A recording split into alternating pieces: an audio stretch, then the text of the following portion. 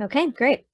So, when we present this information, we really want this to be more of an interactive presentation than just us imparting a whole bunch of information to you. Because the top priority in doing these is to build community on campus among staff and faculty who have to face these kind of situations. We really want you guys to kind of connect with each other and know that there are other people on campus who are also dealing with these situations with students. They're tough situations, and to have more people that you can talk to about it and get support. So that's really even more important than the information that we're going to be giving you.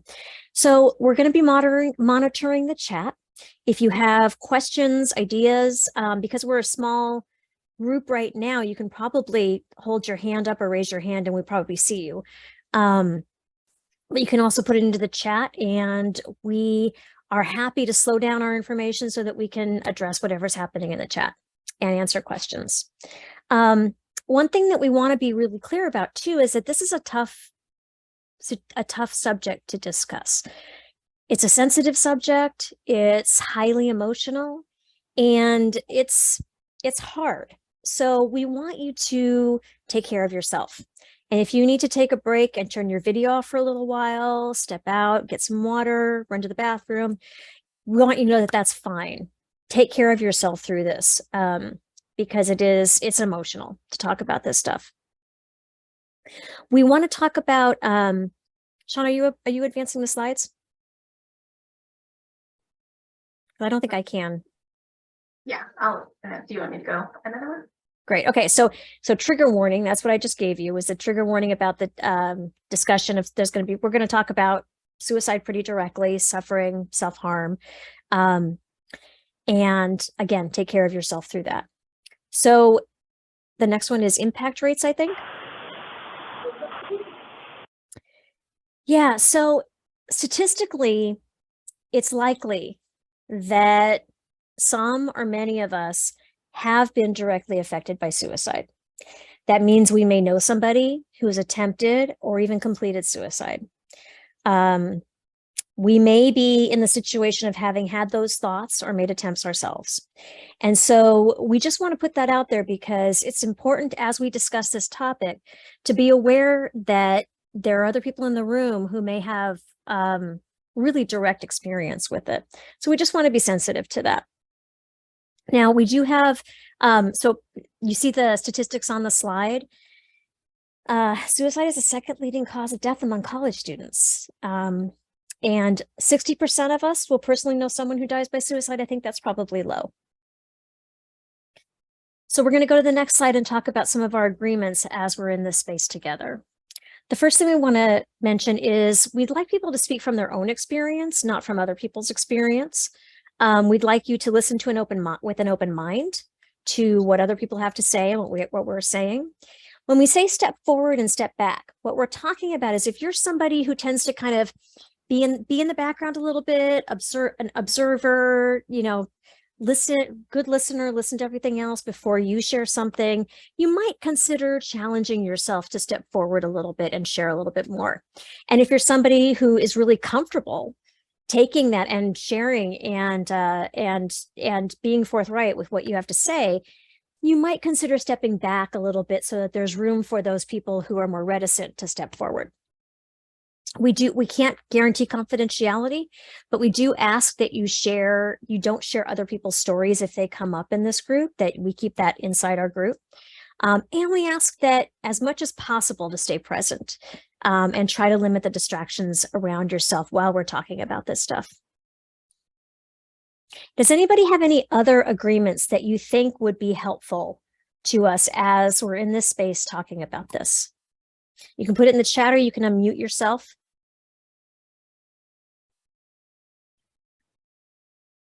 Okay, I think we're good. If you think of something, go ahead and don't be afraid to put that in the chat.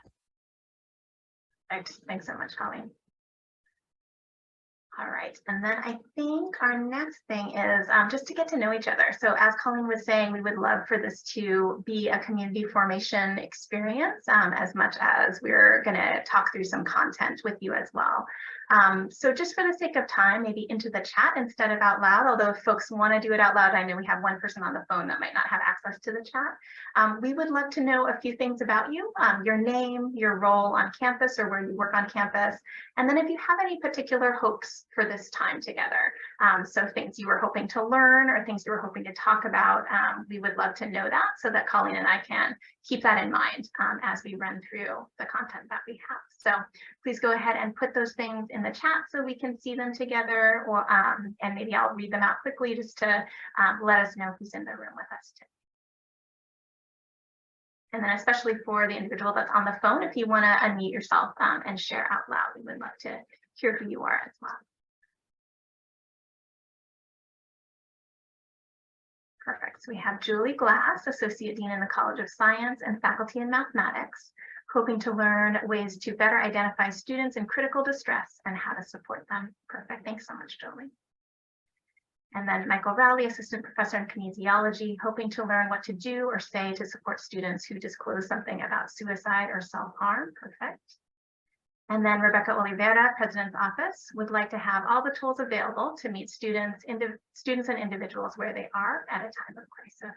Wonderful. Thanks, Rebecca. Tree Dalton, Assistant Professor of Creative Writing in the English Department, hopes to be a better supporter for students and self as a suicide survivor, do ample trauma therapy and want to continue learning. Fantastic. And then Mariana Guzardo, Faculty in Human Development and Women's Studies, to be prepared if I encounter a situation with a student. I've had many experiences of students telling me they're very sad and dealing with depressive symptoms. Wonderful. Thank you, Mariana. And then Erin is part of the FAST advising team. I'm here to be prepared for students in crisis on the job. Fantastic. All right, thank you all so much. It's really helpful for us to know who we are together as we're thinking about all these considerations. So the next thing we wanted to touch on is the fact that mental health has a lot of social justice considerations, including just the language we use as we talk about suicide. So for example, when we think about the word committed, and we often hear the term committed suicide, the word committed in itself has negative connotations. So when we think about committed, we think about somebody being maybe committed to prison or committing a crime. And we don't want to put that kind of judgment on the issue of suicide. So instead, we try and change our language to say things like that somebody died by suicide, or that they killed themselves, or that they took their lives. So just kind of thinking about the language we've gotten used to hearing and using, and thinking about what are the actual implications of this? How does that make us feel about this issue? How does this make other people feel about this issue? And can we change our language in ways that feel maybe a little more supportive and less judgmental about this topic? Another consideration in terms of our language is that sometimes people talk about a successful suicide to talk about somebody who died by suicide. But that gives the impression of that somebody has accomplished something positive, which we don't want to say. So instead, we try and say things like completed suicide attempt. So just a few things to think about. And then I'm going to do a quick overview of our agenda. So these are the skills that we will be talking about during this training. And this training was put together by a counselor at another CSU campus. And he just generously shared this and did trainings on how to train people in this particular training so that we can all bring them to our individual campuses. But he came up with this kicky little acronym that spells out I can help. And these are the different skills that we'll be going through. We'll be spending more time on some than others, and so we won't be going in detail on all of them, but these are the things that we're going to be talking about today. Before we go there, we're going to talk about a little more data that's specific to our campus. So Colleen shared a few things that are general to our nation, and these are some things that are specific to Cal State East Bay. So looking at our last academic year, one of the things that counseling asks of all of the students that come in to talk with us is a few questions about suicide. So of the students that filled out our intake form, and not every student does, but we had about more than 800 students that did, we had 29 students say that they were currently having suicidal thoughts. We had 151 students who indicated that they had had suicidal thoughts in the past year. And then we had 63 students that indicated that they had made some sort of suicide attempt at some point in their lives. And then we also have a little bit of data from the National College Health Assessment that was done in 2021 was the last time this happened. So about 400 students took the survey. About more than 26% scored positively on the suicide behavioral questionnaire, so similar questions to what we were talking about above. And 2.2% answered that they had made a suicide attempt in the past 12 months. So again, just kind of grounding us in what's happening on our campus in particular. We do know that we have students walking around who are wrestling with this issue of suicide. And as Colleen said, we also assume that these are underreported. And so when folks fill out a survey, they might not be completely forthcoming about how they're experiencing suicidality. So keeping that in mind, let us go to our first skill, which is just inhaling. So knowing that bringing up this topic, even as we look at these statistics, might start to make you feel activated and worried and anxious about this issue. That makes sense. And the way that we manage that when a student is in front of us or anybody who's suffering is in front of us is by making sure that we are trying to regulate our own responses so that we're not acting so much out of our own fear, our own anxiety for the other person, that we start to distract from what they need and they have to focus on taking care of us. So a first skill that we teach folks is just inhaling and exhaling, taking a moment when these issues come up to notice how you're doing and to take a deep breath. To know that even when our hearts are racing, when we feel, pain in our stomach as we're thinking about these things, if memories are coming up for us that this stirs, that we can take a moment and just inhale and exhale, remind ourselves that we are okay, and try and stay as present as we can to the situation in front of us. And then after the situation is handled in whatever way it gets resolved, we can focus on doing some additional self-care and self-regulation for ourselves. So let's practice that right now, just kind of taking a deep breath in and a deep breath out. And continue to do that as many times as feels helpful, just as we enter into this topic. And notice how that changes how you feel, even just right now, as we're having this conversation. I'm going to put one thing into the chat that is a link to a webpage that counseling created at the beginning of the pandemic, where different counselors have recorded themselves walking students through different interventions that we do, such as deep breathing. So some very simple things, but sometimes it's nice to do it with somebody in a video, right? Or to be reminded, oh yeah, this is a skill I can practice. So if you're interested in checking that out or even sharing it with students, please feel free.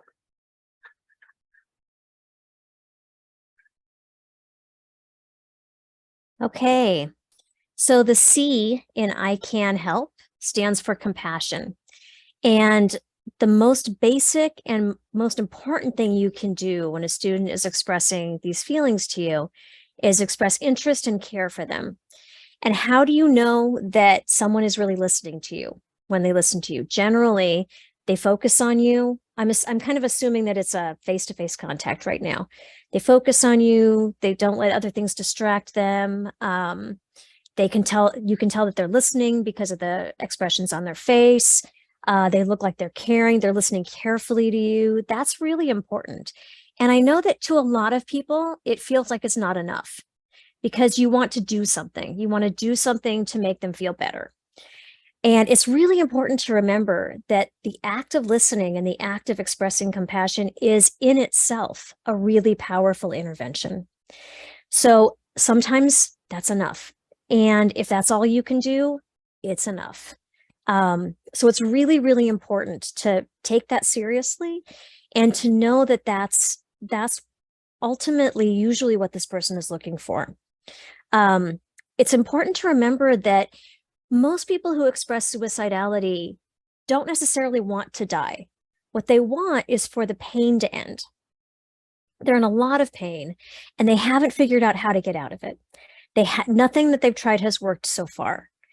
And they want to be free from suffering. So on most levels, we can, even if we haven't been suicidal ourselves, we can relate to that. We can relate to wanting to be free from suffering.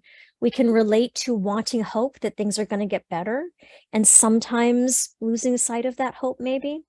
These are all things that we can resonate with on some level, even if we haven't felt suicidal ourselves. So if you're able to kind of reach into yourself and find that part of yourself that has compassion for the student, that's the most important thing. It's important too to have compassion for yourself. There is no perfect way to handle these situations. And you can't expect that you'll know everything or that you will respond absolutely perfectly, because even as counselors, the person that we're talking to, we don't always know what's going to land perfectly for them, because we may not even know them that well when we talk to them. So as counselors, what we do is we try different things. And if something doesn't land, we try something else. So we certainly don't have a magic wand that's going to know the exact right thing to say to this person, but we keep trying. And I think that that's important. People know when you're trying to connect with them, when you're trying to be helpful, when you care. And ultimately, that is the most important thing that we have to show to students when they're in distress.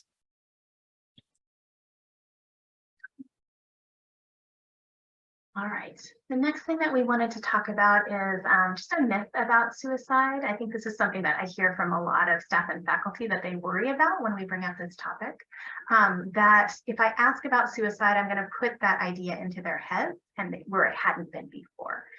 So in reality, studies have shown that talking with somebody does not increase the risk of them taking their life. And that it is actually just a relief if somebody is already thinking about that as an option for themselves. When somebody names it, it's such a relief to say, oh my gosh, somebody is being honest about this. Here's a person that I can actually talk to, because I am wrestling with this thing and I've felt like I needed to keep it a secret.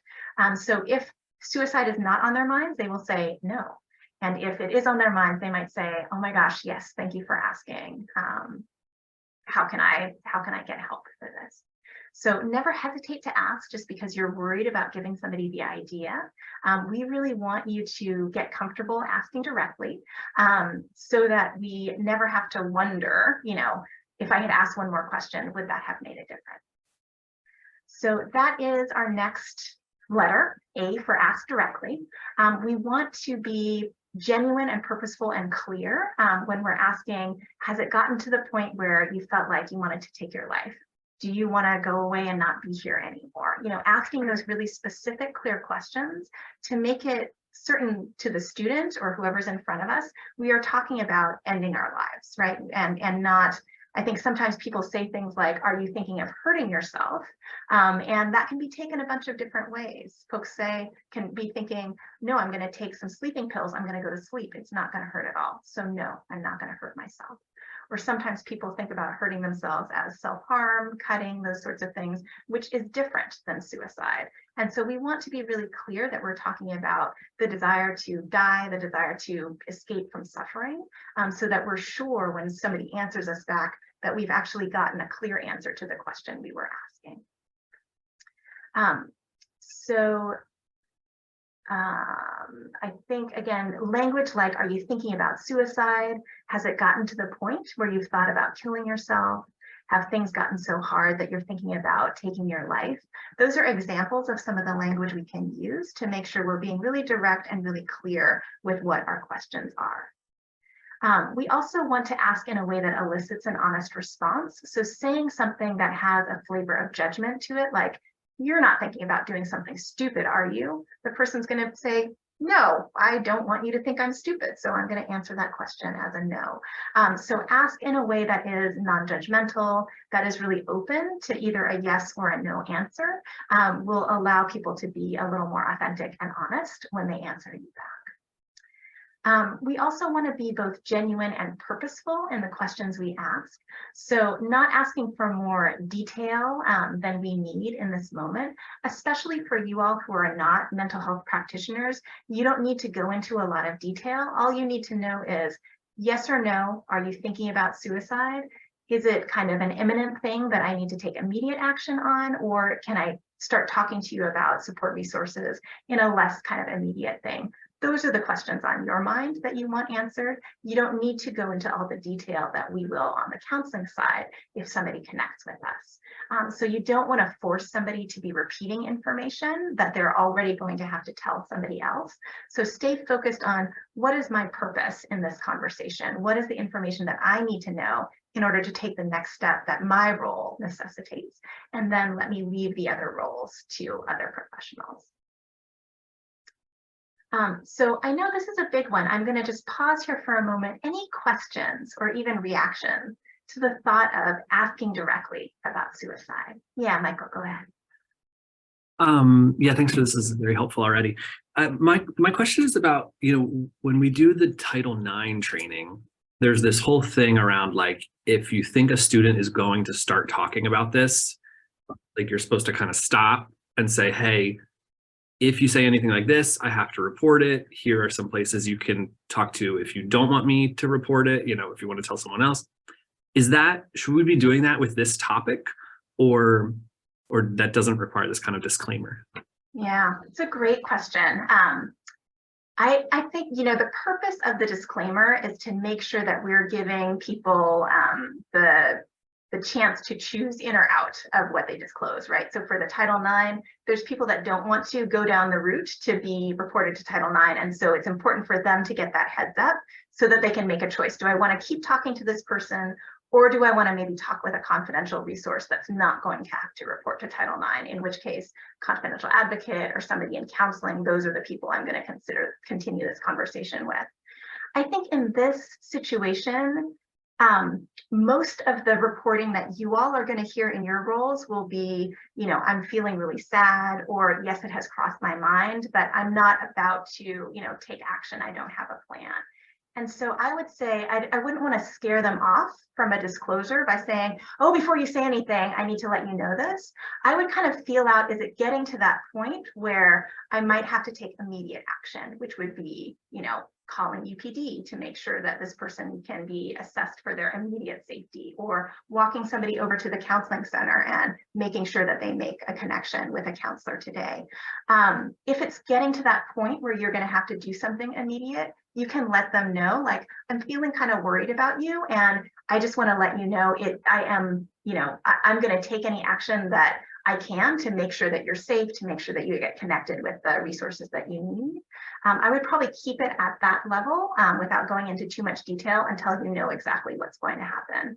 So we want to both give students or whoever's in front of us a heads up of what we're thinking and what might happen, but also not to freak them out or discourage them from disclosing something that might be important, because ultimately the reason that we take those kinds of actions are because we need to keep people safe, right? So we don't want to be so hesitant and show that we have a lot of anxiety around their disclosures. That's going to make them back off of giving us the information that ultimately is going to be helpful in connecting them with the resources that they need.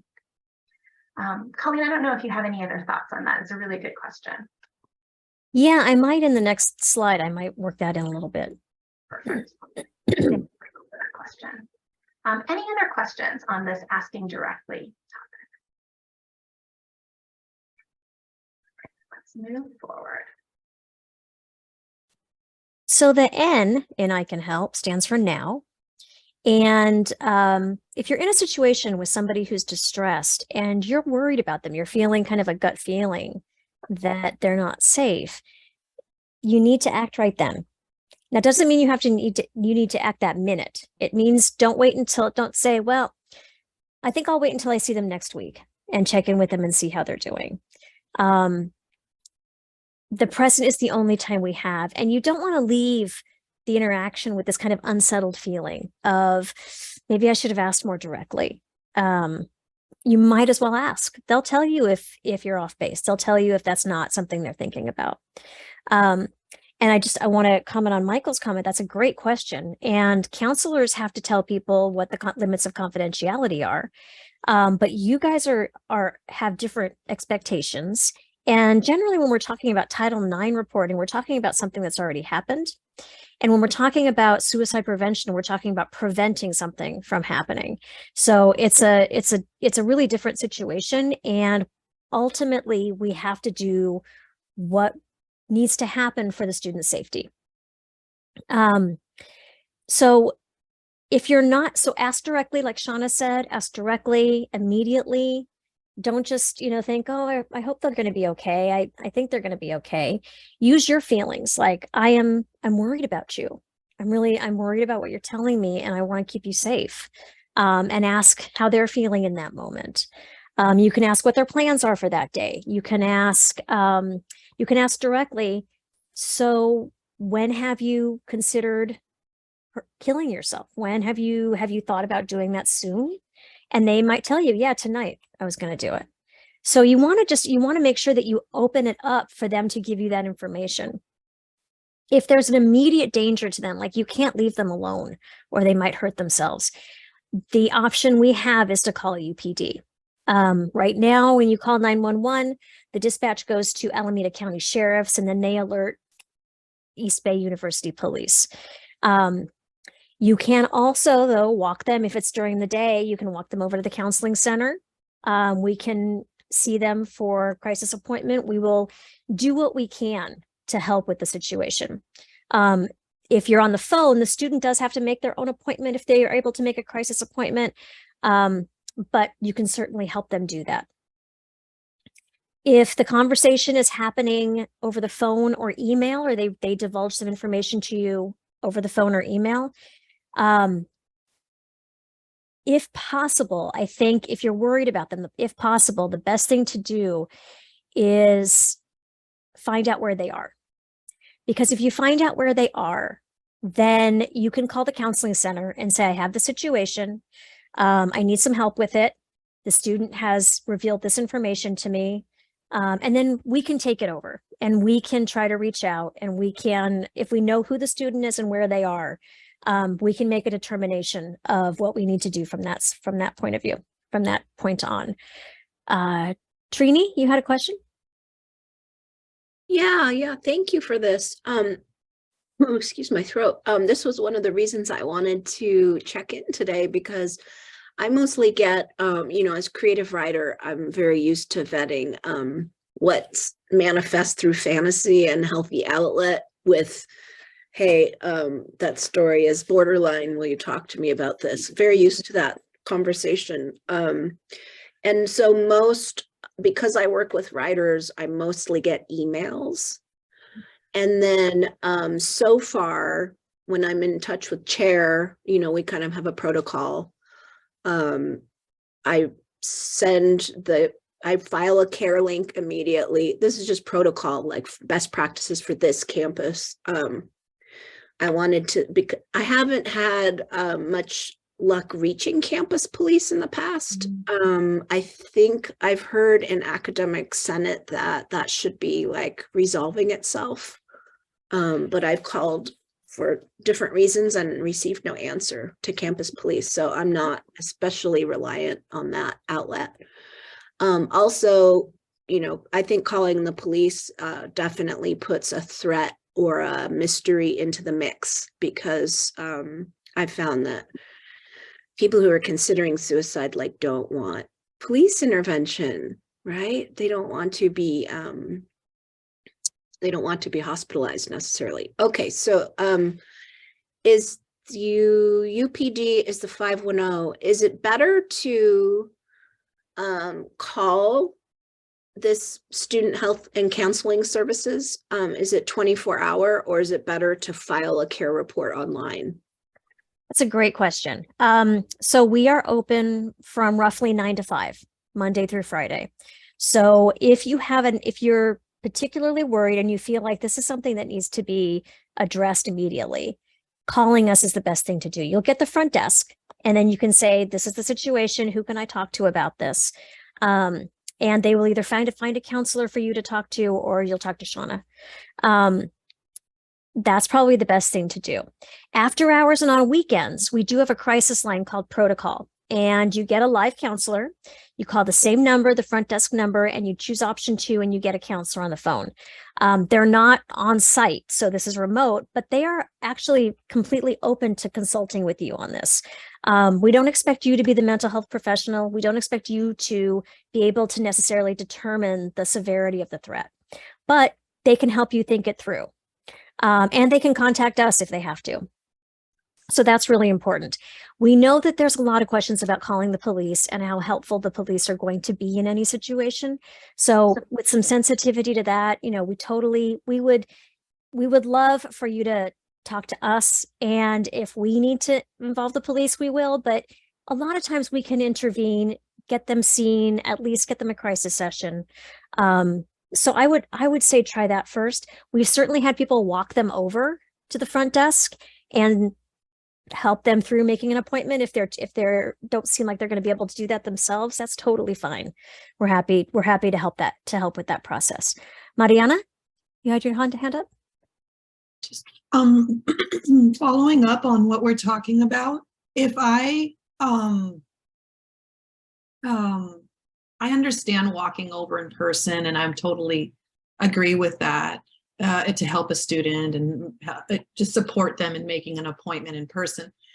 I never thought about filing a care report without a student's consent or just doing that. And I wonder, that's part of it, right? Or are we talking about making, like you say, you can call? I never thought about making a call to the student counseling services for a student because most students I interact with, I teach a lot online. And so most of my interactions are through Zoom or through the phone or through email.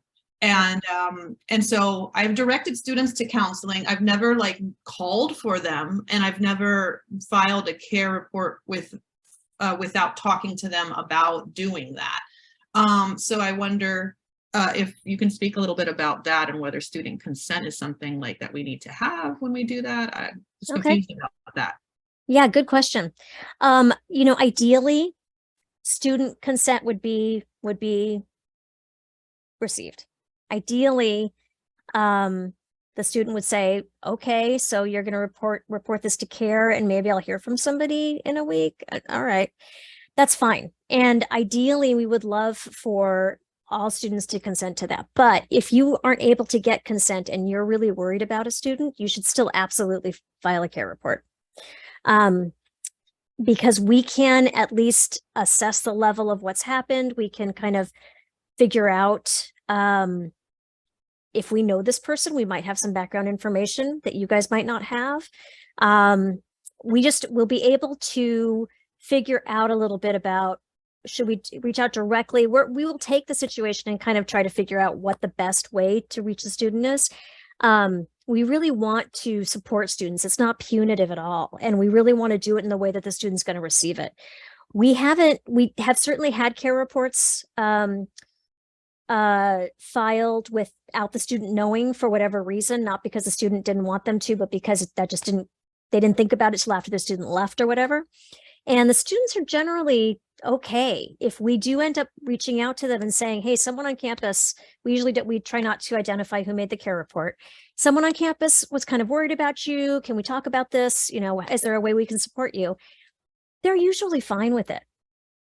So I would say, if you're worried about somebody, file the care report.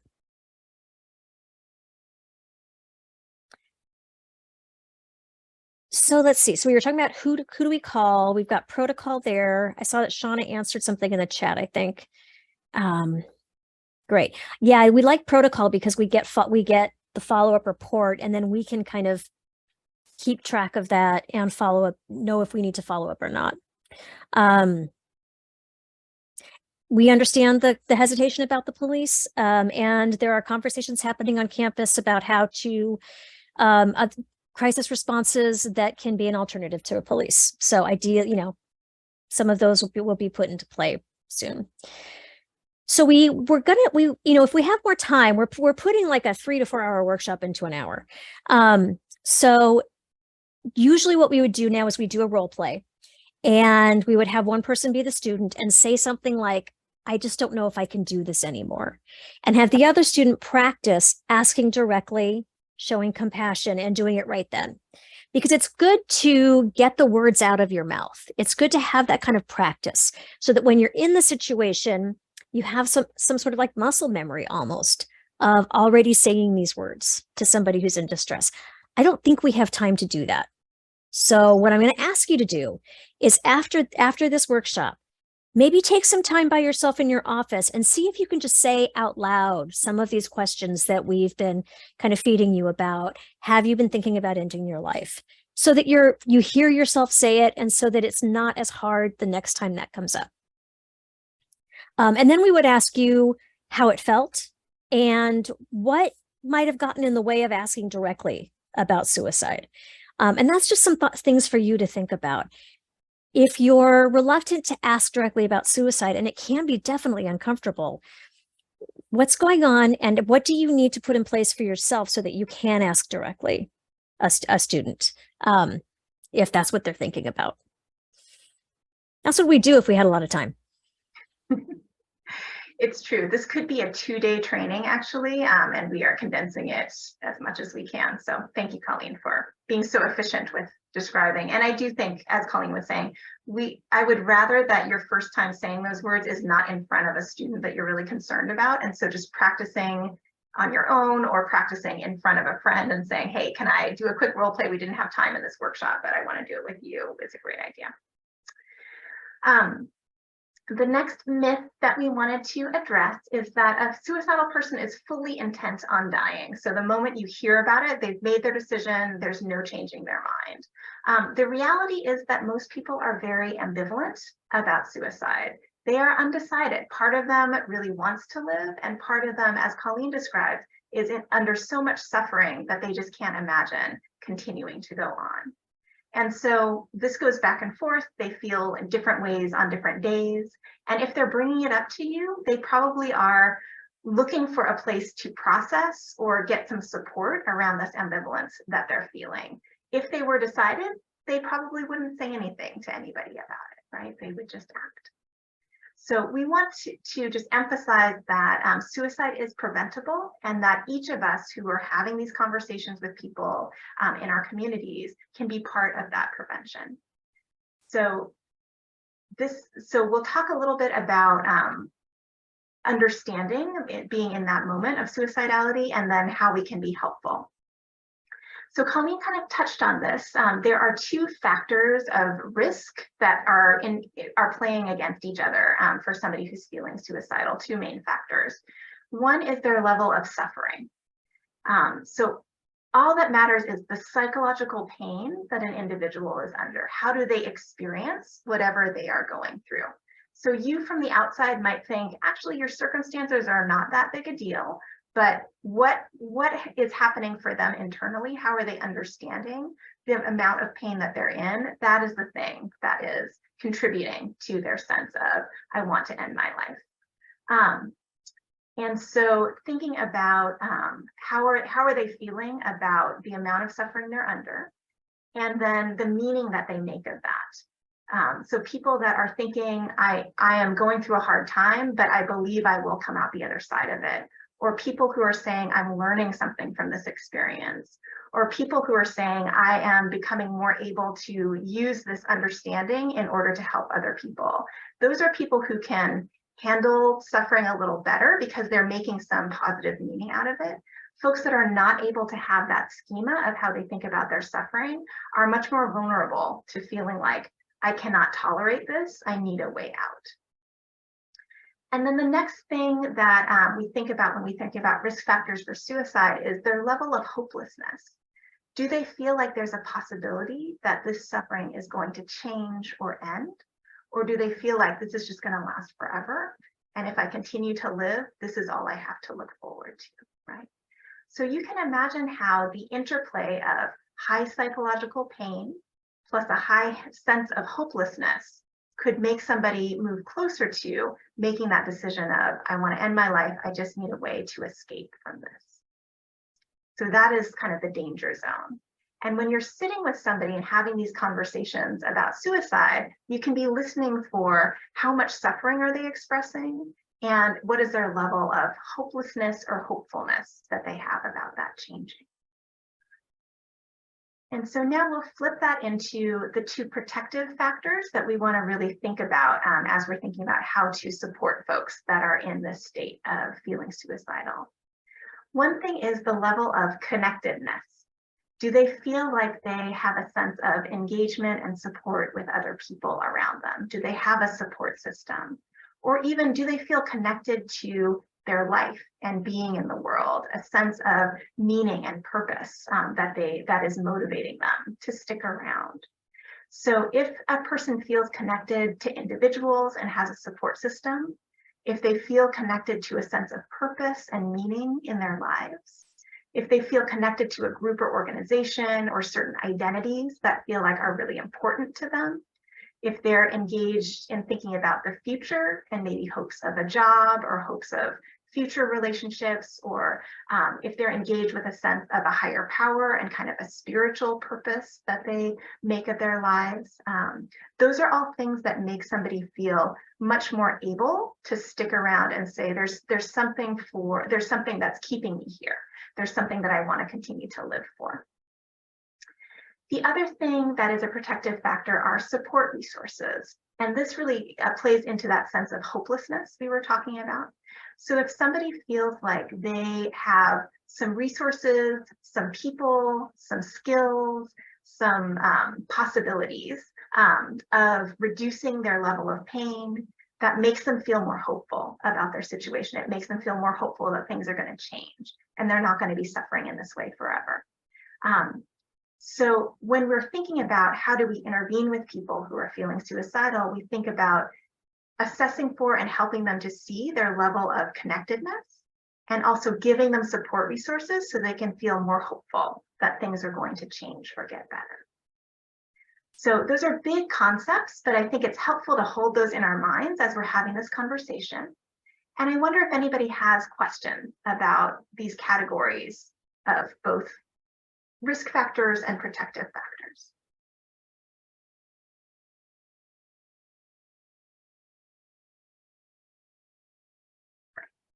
Continue to move forward then. Thank you. So in terms of hope, we're going to talk a little bit more about hope and trying to increase a student's sense of hope. You can acknowledge the level of suffering that they're in right at the moment and hold hope that it can get better. That's probably what they're having a hard time with right now, but you can hold both. Even if they feel like they've tried everything possible, sometimes time is honestly what helps. And you can just hold that in your mind that sometimes it's just going to take a little more time for you to feel better.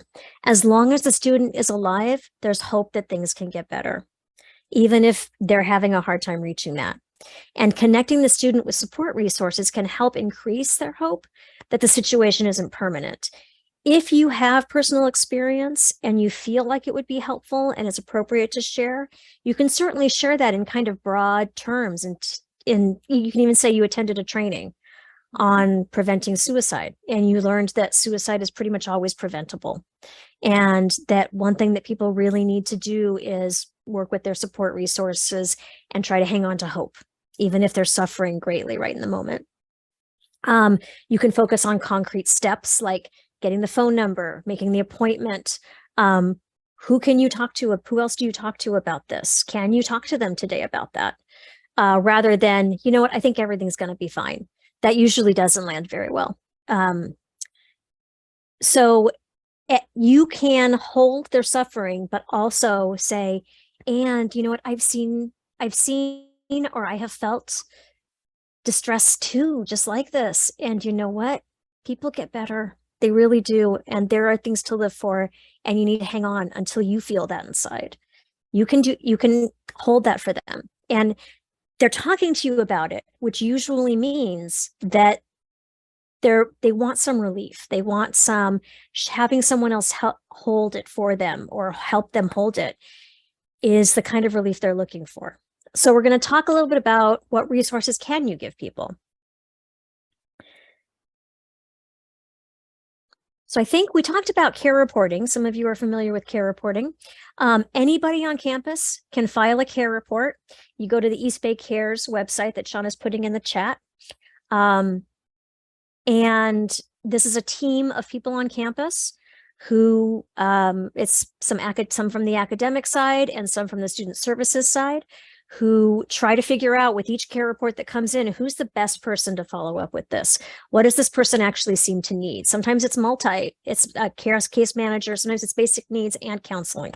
But they try to make the best determination for each report that comes in. And I can tell you that the reports are taken very seriously and they're considered very carefully. And there's a lot of thought that goes into who's the best person to intervene in this and what does the student need and how can we get it for them. So that's care reporting. Please don't be afraid to file care reports. It doesn't need to be a life or death situation to file a care report. Any questions about care reporting? Let's see. There it is. Great. Okay. All right, and just building off of that, in addition to putting things into care and then having the students kind of surrounded by the support system that we have here on campus, in general, we want to engage connection. So as we were talking about this as a protective factor. So most people already have some positive connections in their lives, and we just need to help them engage what they already have. So you can ask them questions about, have you talked to anybody about this? Are there people you can imagine talking to about this? Who are the people that you feel support you in your life? And they might use different people for different things. So I talk about this part with my friends, I talk about this part with my family. So just building out, it doesn't have to be one person for everything, but who are all the network of people they have around them that they could maybe share a little bit of this with or get a little bit of support from. So thinking about reaffirming and then increasing their existing connections. Where are some places where you could reach out to kind of develop more support, get more of what you need? So thinking about family and friends, including extending your circles, people from the past as well as the present. Thinking about helping professionals. So if they're saying, nope, I'm really isolated, I don't have anybody in my life. Luckily, there are lots of people who do this for their job. And so they are available to help anybody that comes through. So thinking about counseling staff, professors, medical providers, RAs in housing, peer mentors, student leaders, religious leaders. We can think both on campus and off campus about what are the connections that matter to that person. So we want to help them both utilize the connections they already have and then also consider making new connections. And then for those, again, who say I don't have a lot of connections, we can point them to crisis resources. So the hotline for the National Suicide Prevention Organization is on the screen. You can put that down if you like. You can use our after hours support line if you want to. And then I'm also putting into the chat our crisis support website, which has a lot of different crisis support resources in different areas, knowing that not all of our students are local and on our campus. And so this is a place where you can go to think about what are hotlines in different areas that students could call. We also have some communities have alternatives to using the police. And so there are those listed on this website as well as some kind of planning resources where a student can build out their own safety plan and write that down and have that for themselves, share that with their support system so that before they're in a time of crisis, they can think through how am I going to support myself and what can I do to help myself stay safe and feel better. There are a couple more letters that we are not going to cover today in our I Can Help. So the L and the P talk about lessening suffering. So we've kind of already talked about that as we talked about compassion. And then there's promote, the P is promote a safer environment, kind of talking about the structure of our campus. And so we're not going to cover that today. But the last one that we wanted to talk about was self-care. So Colleen's going to take us out with that. Right. So any of us who have flown on an airplane are familiar with the instructions from the flight attendants that say if the oxygen masks drop, put yours on before you assist someone else. And that's really important to remember when you're helping people emotionally as well. We can help, we're better helpers when we are also feeling sustained and healthy ourselves. We need to take care of ourselves so that we can help others. Anybody on a college campus is basically in a helping profession. So self-care is really important for all of us. There are some identities and some roles that get asked of more than others. And it's important to acknowledge if you feel like you're getting burdened with that. to know when it's time to take a break, make a change, ask for some help. We just want to acknowledge that. In terms of one of the things that's important is if you get involved in a student's life and it feels like they're starting to become a little maybe dependent on you, or it feels like you're working harder than they are, that's probably not how it's supposed to go. So people who are depressed tend to lose motivation. So they might need a little bit of help to make that counseling appointment to get over there. But ultimately, over time, you shouldn't feel like you're doing all the work for them. That's an unhealthy balance of relationship. And what we're trying to do is teach students to be out in the world and to advocate for themselves ultimately. So recognize what your role is in their lives and what your role isn't in their lives. You're not the parent, and you're also not their therapist. It's important to know, to remind them that you need to bridge them to somebody who, you know, maybe is a professional therapist if that's what they're looking for. Setting boundaries doesn't usually feel good in the moment if you have to do it. But again, it's important to remember that we are trying to coach students to be out in the world and to take care of themselves and advocate for themselves. And we're not going to be able to take all the steps with them. So we want to empower them to learn how to take these steps themselves. So hopefully you feel, oh, no, that's Shauna's part. Sorry. Go ahead, Colleen. So what we've talked a little bit about today is some of the ways that you can interact with students who are distressed, how to make them feel comfortable being honest with you, but also how to get some help for them and for yourself and not to take it all on yourself, that there are resources for both you and the students on campus. So I want to open it up to any last questions. Is there anything that we didn't cover that you'd like to get an answer before we end today? Oh, yeah, I had a couple quickies. Can you, since I came in 5 minutes late, can you remind me the I and the C letters acronym? And then is there a book that these are borrowed from for further reading or detailing? So yeah, so the I is inhale. So Inhale. breathe. Oh, that's right. I was here. Time. And the C is compassion, that showing compassion is probably the most important thing that you can do. This has been developed by a therapist on another CSU campus, so I don't think there's a book for it. There's a lot of resources though out there and on our website that Shauna put in the chat about crisis resources and suicide prevention. Thanks for that. Anybody else? Okay. I do have a quick question. Oh, somebody else was jumping in. I'm just going to ask about like follow-up. I'm curious, just like how much, I guess, what do you have to say about that? Right? Like, so maybe I get the student to go make an appointment. How much do I email them how to go? Do I like follow up with them, or do I just drop it, let them bring it up again?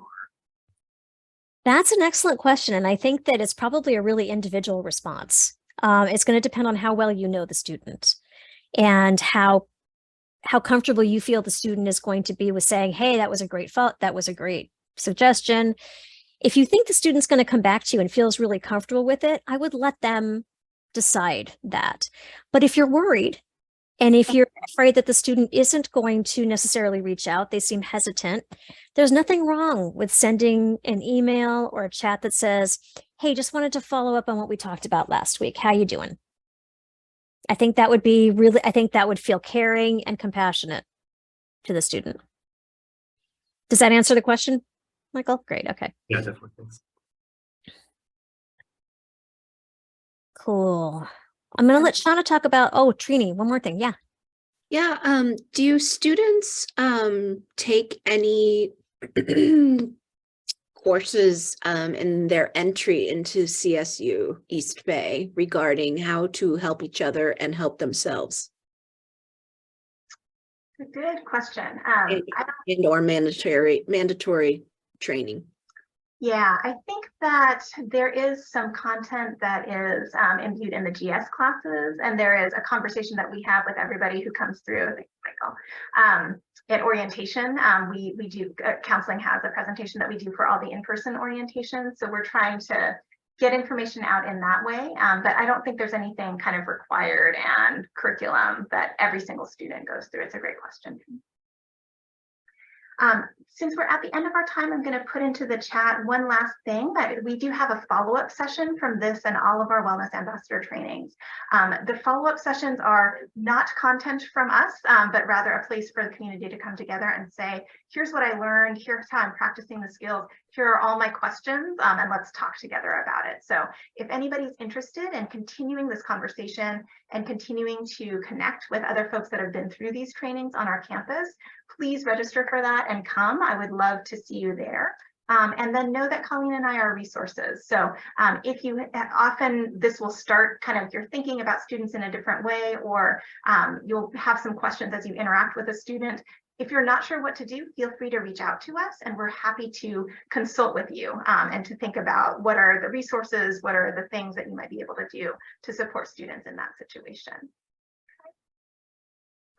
All right, fantastic. Well, thank you all so much for this. I'll send out a form to kind of get some feedback from you about what you learned and if you have any suggestions for us. But feel free to stay in communication with us. We would love to continue to talk about this important topic. Thank you. Bye-bye. Thanks, everyone.